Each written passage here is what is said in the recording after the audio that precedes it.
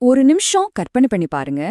0 அதாவது 0ன்னே ஒண்ணு இல்லேன்னா நம்ம வாழ்க்கை எப்படி இருக்கும்?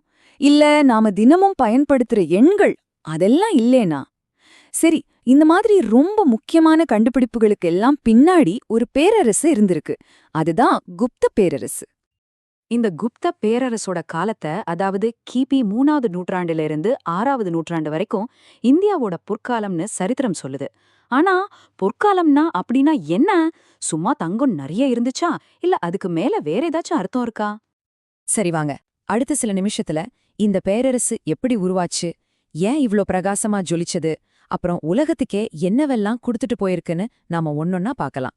இது வெறும் அரசர்களோட கதை இல்ல, இது ஒரு மாபெரும் வெற்றி, கலாச்சாரம், அப்புறம் அறிவு புரட்சியோட கதை. எந்த ஒரு பெரிய சாம்ராஜ்யமும் ஒரே நாள்ல உருவாகிடாது இல்லையா? குப்த பேரரசுக்கும் அதே கதைதான். அதோட ஆரம்பம் ரொம்ப சிம்பிள்.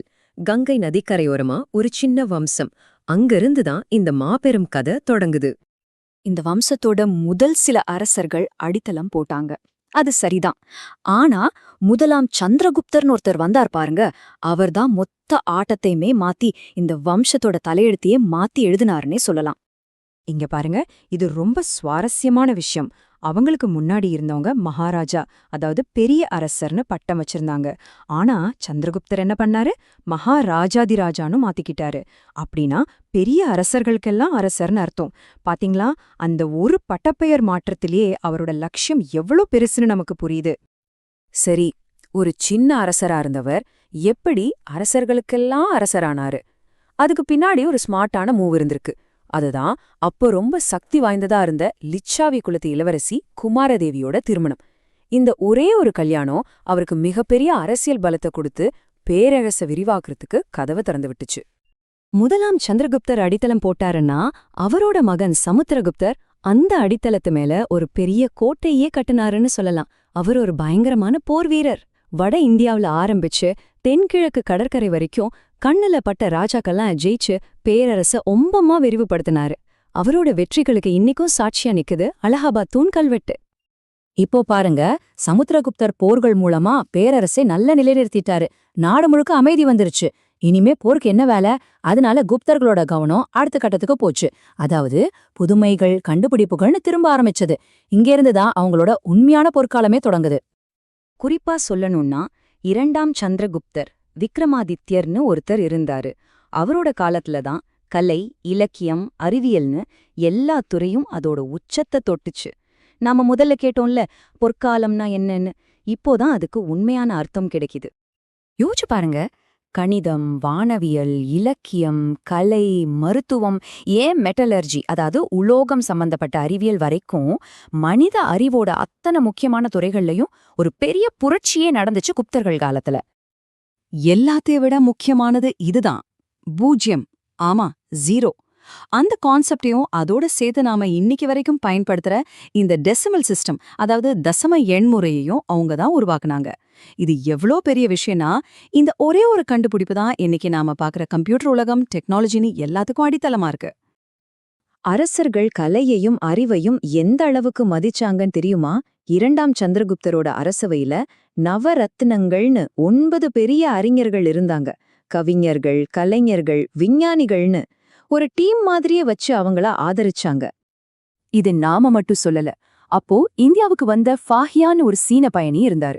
அவர் என்ன எழுதி வச்சிருக்காருன்னா, இங்க மக்கள் ரொம்ப சந்தோஷமா இருக்காங்க, மரண தண்டனை மாதிரி பெரிய தண்டனைகள் எல்லாம் இல்ல, தப்பு செஞ்சா ஃபைன் மட்டும்தான் போடுறாங்கன்னு சொல்றாரு. இதுவே அவங்களோட நிர்வாகம் எவ்வளவு சிறப்பா இருந்திருக்குன்னு சொல்ல போதுமான சாட்சி. அவங்களோட அறிவு வெறும் தியோரி மட்டும் இல்ல, பிராக்டிக்கலாவும் அவங்க கில்லாடிங்க. இதுக்கு ஒரு சூப்பரான உதாரணம் டெல்லியில இருக்கிற இரும்பு தூண். நம்பவீங்களா? 1600 வருஷம் ஆச்சு. இன்னைக்கு வரைக்கும் அதுல ஒரு துளி துரு கூட பிடிக்கல. அந்த காலத்திலேயே அவங்களோட இன்ஜினியரிங் ஸ்கில்ஸ் எந்த லெவல்ல இருந்திருக்கும்னு யோசிச்சு பாருங்க. சரி, எல்லாம் இவ்ளோ நல்லா போயிட்டு இருக்கு. ஆனா எல்லா நல்ல கதைக்கும் ஒரு கட்டத்துல ஒரு திருப்புமுனை வரும் இல்லையா? அதே மாதிரி இந்த பொற்காலமும் எப்பவுமே நீடிக்கல. பேரரசுக்கு உள்ள இருந்தும் வெளியே இருந்தும் பிரச்சனைகள் வர ஆரம்பிச்சுது. குப்த வம்சத்தோட கடைசி பெரிய பேரரசர் ஸ்கந்தகுப்தர். அவர் காலத்துல ஹூணர்கள்னு ஒரு கூட்டம் படையெடுத்து வந்துச்சு. அவங்கள வெற்றிகரமா தடுத்து நிறுத்திட்டாரு. ஆனா அந்த தொடர்ச்சியான போர்களால பேரரசோட கஜானா மொத்தமா காலியாயிடுச்சு. இதுதான் வீழ்ச்சியோட முதல் படி. ஸ்கந்தகுப்தருக்கு அப்புறம் என்ன ஆச்சுன்னா பேரரசு கொஞ்சம் கொஞ்சமா உடைய ஆரம்பிச்சது. மத்தியில இருந்த ஆட்சி பலவீனமாக அந்தந்த பகுதியில இருந்த சின்ன சின்ன ஆட்சியாளர்கள் தங்களை சுதந்திரமா அறிவிச்சுக்க ஆரம்பிச்சாங்க. இதுக்கு மேல தொடர்ச்சியா வந்த படையெடுப்புகளும் பேரரசர் ரொம்பவே சிதைச்சு போட்டுடுச்சு. இந்த படையெடுப்புகளோட விளைவு வெறும் ஆட்சி மாற்றம் மட்டும் இல்ல, ஐரோப்பா கூட இருந்த முக்கியமான வர்த்தக வழிகள் எல்லாம் கட்டாயிடுச்சு. வட இந்தியால இருந்த பெரிய நகரங்களோட வளர்ச்சி நின்னு போச்சு. மொத்தத்துல ஒரே நாடா இருந்த வட இந்தியா பல சின்ன சின்ன துண்டுகளா அரசியல் ரீதியா உடைஞ்சு போச்சு. ஆமா, குப்த பேரரசு விழுந்துடுச்சு. ஆனா அவங்க விட்டுட்டு போன விஷயங்கள் அது இன்னைக்கும் நம்ம கூடவே இருக்கு. காலத்தால அழிக்க முடியாத சில விஷயங்களை அவங்க செஞ்சுட்டு போயிருக்காங்க. அவங்க விட்டுட்டு போன மரபு நம்ம வாழ்க்கையில எந்த அளவுக்கு இருக்குன்னு பாப்போமா? முதல்ல நம்பர் சிஸ்டம். அவங்க கண்டுபிடிச்ச அந்த ஜீரோவும் டெசிமல் சிஸ்டமும் தான் இன்னைக்கு இருக்கிற கணினி உலகத்துக்கே ஆதாரம். ரெண்டாவது அறிவியல். பூமி உருண்டையா இருக்கு, அது தன்னத்தாலே சுத்துது, நிலாவுக்கு சொந்தமா ஒளி இல்ல, அது சூரிய ஒளியத்தான் பிரதிபலிக்குதுன்னு ஆரியபட்டர் அப்பவே சொல்லிட்டாரு. மூணாவது கலை. அவங்களோட சிற்பங்களும் ஓவியங்களும் ஒரு ஸ்டாண்டர்டை செட் பண்ணுச்சு. அது பல நூற்றாண்டுகளுக்கு ஆசியா முழுக்க இருந்த கலையை இன்ஃப்ளூயன்ஸ் பண்ணுச்சு. சோ குப்தர்களோட மரபு நம்மள சுத்தி எல்லா இடத்துலயும் இருக்கு. இது மட்டும் இல்லாம கல்விக்கு அவங்க கொடுத்த முக்கியத்துவத்தை பாருங்க.